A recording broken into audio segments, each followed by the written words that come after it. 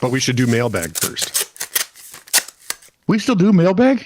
Yeah, we got to do mailbag. Wait. People still talk to us? People have written us a note on mailbag this week. We actually get... All the people have written us a note? No, just one of the people. I want to know how they got together. I realize you could open up, like a chat, I suppose. Yeah, I suppose. It occurs to me that most of the people who write into us are either from Colorado or Liverpool. Well, yeah.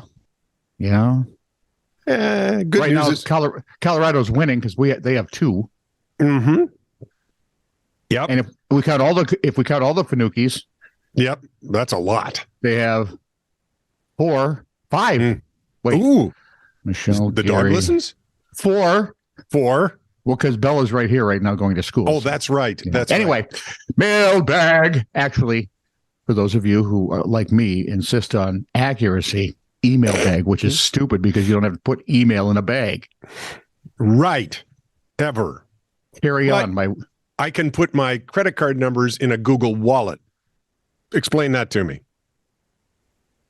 Well, Google's got you by the short wallet right there. They're just. Yeah, I think they do. Yeah. So look, let's put a word up there that says we're trustworthy. Michelle Fanucchi, our PhD in Colorado. Uh-oh. She wrote us? She wrote us. Uh-oh. Put it in the comments. Uh-oh. Apropos of This Is True Really News mailbag, episode 69. 69? Yep, we've done 69 mailbags compared to 500 some shows. Wow. All right, carry on. Do you remember how you were telling her that, and as a matter of fact, you were teasing her or lambasting her? I would never tease and or lambast my favorite sister-in-law in the middle of the 3 daughters there. Wow. I could be a politician back then. Yeah, you could just covering all the bases. You have the same, courage quotient. Oh, I don't think I'm that brave. In any case, you were giving her a hard time because she sent you an article you would have had to pay $1 to know more about. Yeah. You could just text or call. Yeah. What's your point? I don't understand. Oh boy. It's all wasted on this boy. Oh yes, that's pretty much. Wow. Come on, I've been married to her sister for 40 some years. Yeah. 42 in October. Wowzers. All right, 42 years. Yep. Not as long as you and Ann, but Ann's just way more patient. It'll be 43 for us. I know, you geezers. Right? I think it's 44 already for the Zabinskis this year. Is it really? Yeah. Well, congratulations. Well, they got married as children, so. Yeah, well, must have been arranged. No, I'm serious. It was all arranged, and they were married at 8, I think. So. Wow, that would 40 years. We'd be much younger. Just saying. I'm sorry, Michelle, that never dawned on me when I could, publicly lambast you on this, where 10, 12 people could hear it. Oh, more than that these days. I don't think so.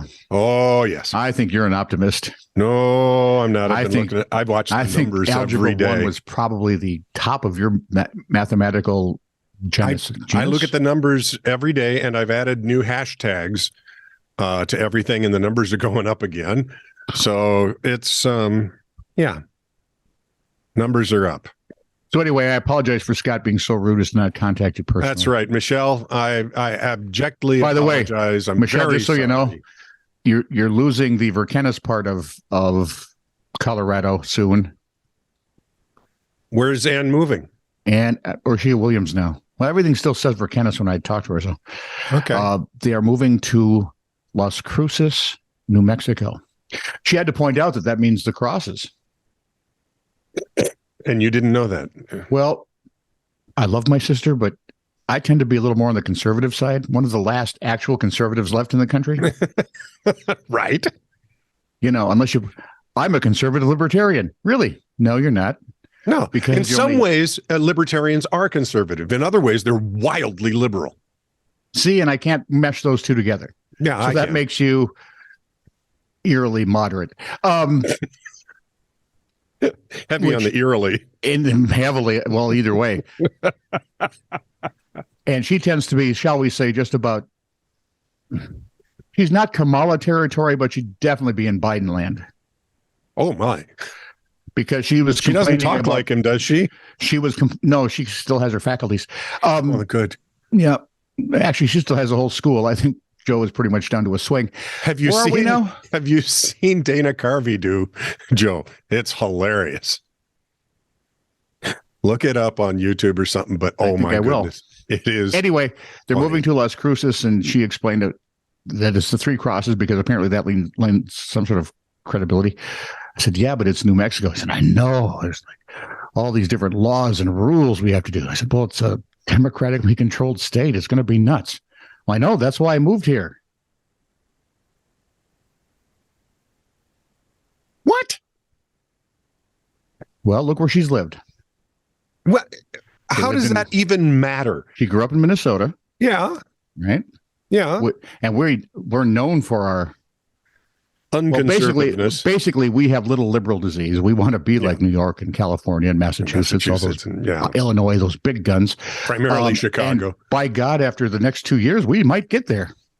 We'll see. Working at it. Then she lived in Philadelphia, bastion of conservative thought. Oh, good Lord, the place where they eat their own.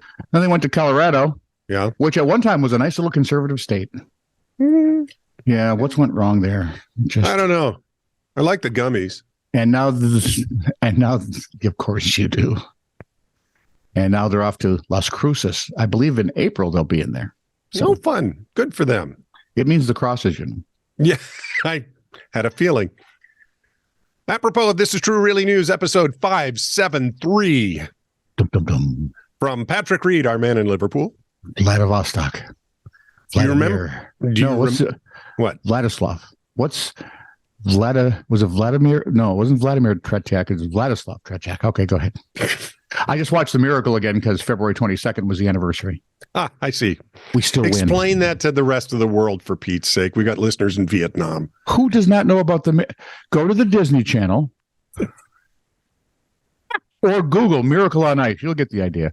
Miracle on Ice. And whoever wrote this article about the anniversary starts off with, to try and set it right, going into the matchup, the Soviets had won 5 straight gold medals. No. See, I'm not great at math. Yeah. The U.S. won the gold in 1960 when they really shouldn't have. Yep. Which was Herb Brooks being the last man cut off that team. Yeah. According to legend. I don't know if he was actually the last, but he was on that team. Close to the end. Yeah. Did not make it to the Olympic Games. Right.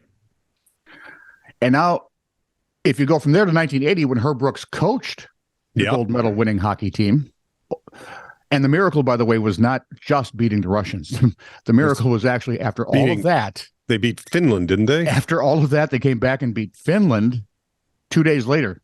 For the championship. If you're an athlete, know what it's like to expend that kind of emotional energy, you get it. Oof, yeah. So Herbie coached the team that won in 1980. All right, so 1960 to 1980, there's only a chance for 4 other Olympics in there. Yeah, but you know how the Russians are, so maybe they did win 5. Well, I'm guessing if you check the Soviet history books, they probably won 8, but they were arguably at that point, lady. When you go look up Miracle, you can't undersell this. They were, without a doubt, the Red Army team was the best hockey team in the world. Yep. Remember when they came to play the U.S. NHL?